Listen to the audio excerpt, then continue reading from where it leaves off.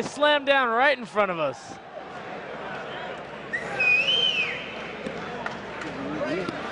He's got him in a closed guard.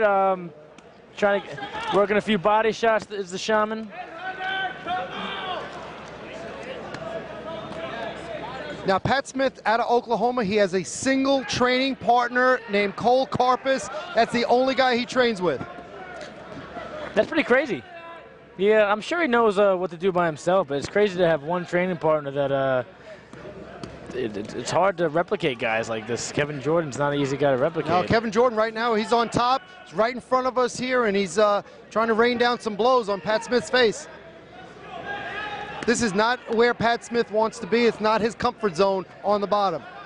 No, he's trying to negate those strikes, but Kevin's still working. You know, I'm sure he wants to go back to his feet, but he's pretty content to stay on his back apparently. Well, sometimes you don't have a choice in there. No, when you have a giant man on you like the Shaman, you know, you don't really have a choice.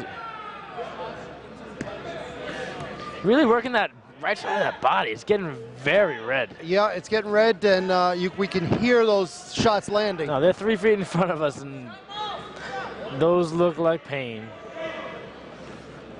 So here we go. He's trying to posture up a little bit. That's what Kevin does that very good. He sits up very well. He doesn't lay on. Like, if you know some of the guys earlier tonight laid on the guys more. He's staying very active. He's creating space. He has a goal in mind at least, which is apparently work the body and just wear out Mr. Smith. Yeah, you know, Kevin Jordan, very, very tough guy to fight. You know, he's got enough skill standing and on the ground, and he's really tough to finish. He's the type of guy that you really should have some sort of wrestling base to fight him. You know, if you can't control the position with him, it's a little hard to fight him. Pat Smith just missed a nice right hand from the bottom. He's even got some power from the bottom with those shots.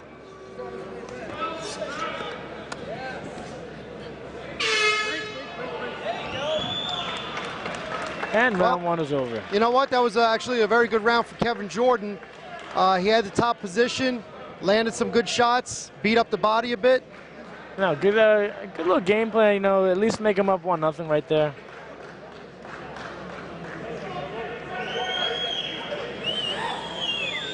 In fact, over in Pat Smith's corner, you could see that's Cole Karpus in the corner. Yep, and there's his training partner, and if you look in the other corner, we got Kevin Jordan with the Bomb Squad guys. Ryan Ciatoli, a great trainer, trains John Jones. Yeah, he knows what he's doing. He trains John Jones, he trains Franchi, trained a lot of good guys that are on the way up. Starting to put New York on the maps a little bit. You know, West Coast fighting has really taken over for a while, so it's a good thing to see these East Coast guys getting the exposure they really need. Absolutely. I think this is the first time that Pat Smith has fought on the East Coast. Yeah, he does either fights on the West Coast, fights outside the country, fights in Canada. All right, here we go with round two. See if this one stays on the feet or does it go back down to the ground. Pat Smith immediately throws a kick. Oh, they try one of those axe kicks. Oh, he just got dropped by Kevin Jordan, and now he's back. And he's back in the guard. This isn't good for Pat Smith. He really doesn't have too much of an active guard. He can kind of negate the guard passes, but he's not really doing too much from there. He has double underhooks, which is a good position for him because he's not really going to get hit. But he really needs to put his legs inside, maybe try some sort of butterfly pass or try to get back to his feet. He's really not too offensive from his back. No, this is not where Pat Smith would want to be. No. Pat likes to keep it standing and just knock guys out. No, Pat needs a standing fight, and he's landed a nice little right hand from his back, but not too much leverage to really make that hurt. Oh, and he was looking close armbar attempt, and he's in side control. Not a good position for Pat Smith. No. Best thing for him is to try not to get his hand passed in between Kevin Jordan's legs and probably wait for the end of the round, but he just passed right to mount pretty quickly. Yeah, now he's trying to push, Kevin Jordan's trying to put Pat Smith down, get some room for the punches. Oh, I thought Pat was going to try to sneak out the back there. It's tough to get a guy off you like this. he's got a great base of wrestling. Oh, and he actually goes out of mount into side control, and he seems to be looking to pass that hand in between his legs and possibly trap that arm.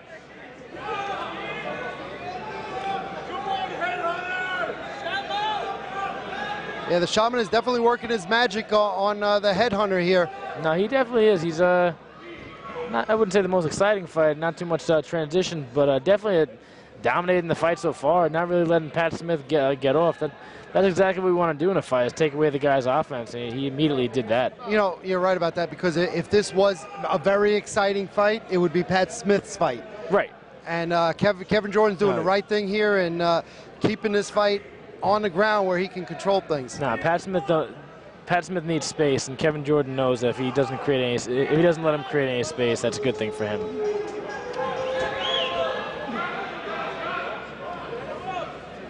Actually, you know what? I stand corrected on that. Pat Smith did fight in Yama, in the Yama tournament. He fought Eric Esch, yes, in Yama.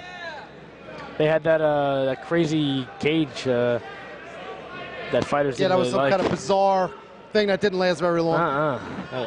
That's kind of like what baseball field is that has that hill in the outfield? You don't really need that. And it looks like Pat Smith's going to get himself a third round. Basically a third attempt to stop a takedown. Well, absolutely, and he better do it in the third round, because otherwise he's going to wind up losing a decision. Yeah, if he doesn't stop the takedown, he's going to lose. You know, it's pretty easy for Kevin Jordan to hold someone down for 3 minutes. Pat Smith don't look happy. He looks a little out of it, actually. No, you know what? Pat Smith doesn't look happy, but Kevin Jordan looks a bit winded here. We'll have to see. Let's take a look at the replay that knocked Pat Smith down. The Kevin Jordan punch that knocked Pat Smith down here. Oh, Kevin! Right, nice right hand to the opposite side of his face. Caught him on his heels, and that's a great way to take someone down. You know, if you can't take him down with the takedown. Super slow motion and nailed him. Yeah, and then follows him right down, of course. No, right in the guard. There we see Pat Smith. Ooh, he got a little bruising on his face. He doesn't look too disheartened, but no, Pat Smith. You know, you and Pat share one thing. You know, you've got MMA fights, kickboxing, boxing. Pat Smith does it all. Yeah, I'm sure he'd rather this be a kickboxing fight right now, because I saw him in the back. He was working punches and kicks, and honestly, he's only thrown about 10 in the fight, because Kevin's done a good job of negating all that. You know, he's not really letting him get off on what he actually does best.